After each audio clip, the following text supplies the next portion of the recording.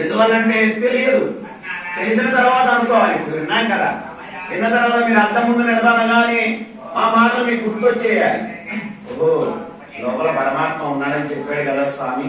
హే పరమాత్మ, నువ్వు తొందరగా రెడీగా, నాకు గుడికి వెళ్ళాలి, లేదు ఇంకో చోటకి వెళ్ళాలి, అలా రెడీగా లేదనుకోండి. ఆయన మేము కూడా పెరుమాళ్ళకి అభిషేకాలు చేసినప్పుడు వారిని అదే ప్రార్థిస్తాం, తొందరగా వస్త్రాలు పట్టుకోవయ్యా, మరలా కార్యక్రమాలు ఉన్నాయి అని అంటుంటారు. అయినా వారు వారికి నచ్చిన విధంగానే కట్టించుకుంటూ ఉంటారు. కట్టెలు విప్పదీస్తుంటాం, విప్పరిని మళ్ళా పడుతుంటాం. ఆ కట్టెని మీకు అయ్యో కుదరలేదంటుంటే ఆయన చెప్తూనే ఉంటాడు మనసులో, రే ఇది బాగాలేదట్టు ఇంకోటి కట్టు అంటుంటాడు. మనం కూడా ఒక అద్దం ముందు నిలబడ్డామనుకోండి, ఈ చీర కట్టిన తర్వాత ఇది బాగాలేదట్టుంది అని ఇంపదిస్తాం, మరలా ఇంకోటి కడతాం, ఇంకొక ఆభరణం వేసుకుంటాం, ఇది బాగాలేదు మ్యాచింగ్ కాలేదు సుమా, ఇంకోటి వేసుకుందాం అని అలంకరణ చేసుకుంటూ ఉంటాం. ఎందుకు చేసుకుంటాం?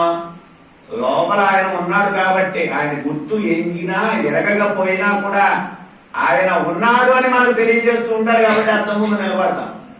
మన అందాన్ని మనం చూసుకుంటూ ఉంటాం. మన అందం కాదు, లోపల ఆయన ఉన్నాడు కాబట్టి అందం. ఆయన పెరుగుతూ ఉంటాడు, తరుగుతూ కూడా ఉంటాడు. కొంచెం పెద్ద వయసు వచ్చిన తర్వాత ముడతలు వస్తుంటాయి, రాకూడదని అది పూసి ఇది పూసి ఏది పూసినా నువ్వు నా దగ్గరకు చేరువయ్యే సమయం ఆసన్నమవుతుంది.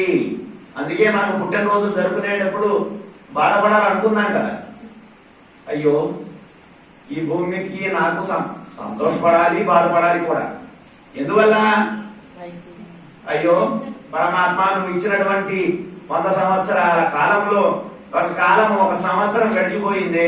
ఈ సంవత్సరాన్ని నేను సద్వినియోగం చేసుకున్నానో దుర్వినియోగం చేసుకున్నానో స్వామి తెలియటం లేదంటాం. అదొక దుఃఖం. ఇంకోటి సంతోషం ఏమిటి?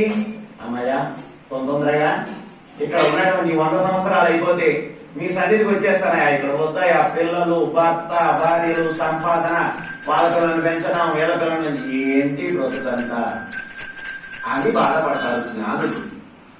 సంతోషం కూడా కలుగుతుంది. ఎందుకు? త్వరగా అయిపోతే అమ్మయ్యా ఇక్కడి నుంచి మనమంతా వచ్చిన వారం అదే కదా, కొంతకాలం మాత్రమే ఇక్కడ ఉండడానికి వచ్చాం. ఆ కొంతకాలం ఎంతో తెలియదు మనకి. అలా తెలిస్తే అసలు నిద్రైపోవనుకోండి, వేరే విషయం. కాకపోతే అలా తెలుసుకున్న వారు కూడా ఉంటారు జ్ఞానులు. మరి ఈ రోజున ప్రతి వారిలో అంతర్యామిగా ఉన్నటువంటి పరమాత్మను గుర్తు ఎరిగినటువంటి అమ్మ ఈరోజు దేవతలందరికీ ఒక ఉన్నతోన్నతమైనటువంటి ఏ పర్జన్య దేవ, ఏ వరుణ దేవ,